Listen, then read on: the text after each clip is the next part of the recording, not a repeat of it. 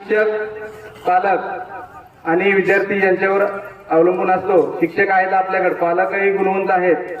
तुम्ही फक्त जे विद्यार्थी आहेत त्यांना नियमित शाळेत पाठवण्याचं काम करा। शिक्षकाकडून तुमच्या अडीअडचणी असतील त्या विचारून घ्या, त्यांना सहकार्य करा। विनाकारण कोणीतरी शिक्षकाला त्रास देण्यासाठी येऊ नका।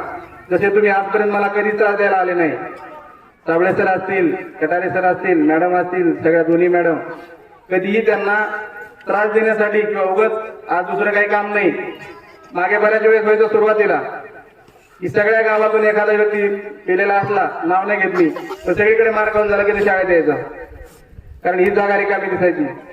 इथं आल्यानंतर आमचा तास दीड तास त्याला समजावण्यात जायचा, दिवस जायचा।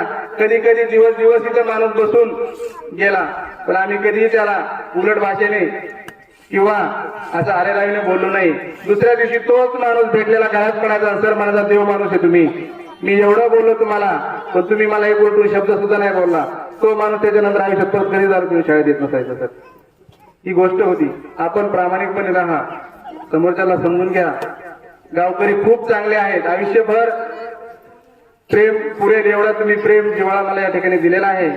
या ठिकाणी मी अधिकच बोलत नाही, बोलण्यासारखं भरपूर आहे, मनात भावना दाटून आलेल्या आहेत।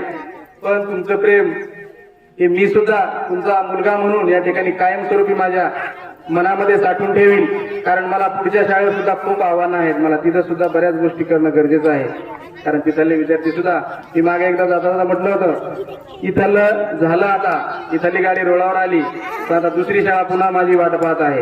तिथं सुद्धा भरपूर आव्हानं आहेत।